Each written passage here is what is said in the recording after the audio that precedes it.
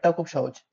প্রথমে এই যে এ স্কোয়ারটা এ স্কোয়ার লিখবো, তারপর এই এ স্কোয়ারের পরে যেগুলো আছে এই তিনটে পদের থেকে মাইনাস কমন নিয়ে নেব। এই তিনটে পদের থেকে কি কমন নিয়ে নেব? মাইনাস। তাহলে এ স্কোয়ারটা এ স্কোয়ার লিখে দিলাম মাইনাস দিয়ে।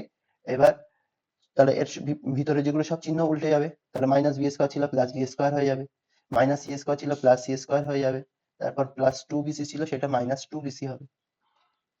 তাহলে এই করার ফলে কি হচ্ছে আমাদের কিন্তু ডাইরেক্ট সূত্রে পড়ে যাচ্ছে। তাহলে এ স্কোয়ারটা এ স্কোয়ার হলো মাইনাস এই এই B square plus C square minus 2bc কিসের সূত্র?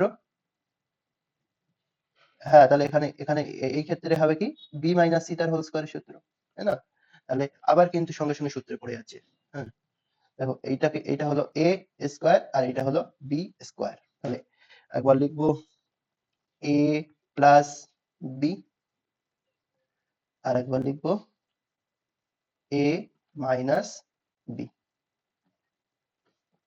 হ্যাঁ, তাহলে কি হচ্ছে প্রথমটার ক্ষেত্রে তো শুধু প্লাস চিহ্ন আছে মানে আমার ব্র্যাকেটটা তুলে দিলেই হয়ে যাবে এ প্লাস বি মাইনাস সি। আর পরেরটার ক্ষেত্রে কি হবে এটা এ থাকবে আর মাইনাসের সঙ্গে বি গুণ করলে মাইনাস বি আর মাইনাস মাইনাসে প্লাস সি। এই হলো, এটা হয়ে গেল আমাদের উত্তর। এইখানে তোমার এইখানে যেটা আছে এই দুটো থেকে কি কমন যাচ্ছে? আর এই দুটো থেকে কিছু কমন নেব না, আমরা এক কমন নেব। কিছু কমন নেব না মানে এক কমন নেব। তাহলে এখান থেকে সি কমন নিয়ে নেব। সি কমন নিলে আমার কি পড়ে থাকছে? সি বাদ দিলে কি পড়ে থাকছে? এ প্লাস বি। আর এখান থেকে কিছু কমন নেব না মানে এক কমন নেব, নিয়ে এই এ প্লাস বি লিখবো। তাহলে এই মুহূর্তে এখন আমার কাছে কটা পদ আছে? এই মুহূর্তে আমার কাছে দুটো পদ আছে, এই একটা পদ আর এই একটা পদ। তো এই দুটো পদের মধ্যে কিন্তু আমরা পরিষ্কার দেখতে পাচ্ছি কি আছে।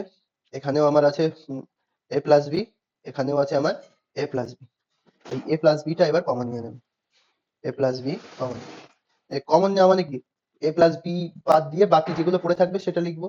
এখানে আমার এই ক্ষেত্রে কি পড়ে আছে? এই ক্ষেত্রে পড়ে আছে সি পড়ে আছে এখানটায়, আর এখানটায় প্লাস ওয়ান পড়ে আছে, সি প্লাস ওয়ান। তাহলে সি প্লাস ওয়ান। বলো দুজন বুঝতে পেরেছো কি এখন? আচ্ছা শোনো, এই অঙ্কটা বলি। তো বিষয়গুলো আমি একটু একটু দুটো একটা কথা বলি। এখানে আমরা তো জানি X square plus 2xy plus Y square. হ্যাঁ, এটার মানে কি আমরা জানি এক্স প্লাস ওয়াই তার হোল স্কোয়ার। বা এটাকে যদি আমরা অন্যভাবে লিখি, তো আমি লিখলাম P square plus 2pq plus Q square. তো সেক্ষেত্রেও কি হবে? পি প্লাস কিউ তার হোল স্কোয়ার। যেমন ভাবে থাকবে, যে অক্ষরগুলো থাকবে সেই অক্ষর অনুযায়ী আমরা সূত্রটা ব্যবহার করে লিখবো। তো তো যেটা বলছিলাম, এই অঙ্কটা করার জন্য তোমার কিন্তু সূত্র অবশ্যই মনে রাখতে হবে। তো সেই সূত্র বলতে আমি যেটা এখানে লিখলাম যে X square plus 2xy plus Y square মানে হচ্ছে এক্স প্লাস ওয়াই তার হোল স্কোয়ার। আবার P square plus 2pq plus Q square আকারে থাকলে সেটা হবে পি প্লাস কিউ তার হোল স্কোয়ার। তো এবার তোমার যদি এখানে X square plus 2xy plus Y স্কোয়ারের জায়গায় এরকম থাকে এক্স স্কোয়ারের স্কোয়ার প্লাস ওয়াই স্কোয়ারের square plus 2 into X square Y square এরকম আছে, তো সেক্ষেত্রে সূত্রটা কেমন হবে?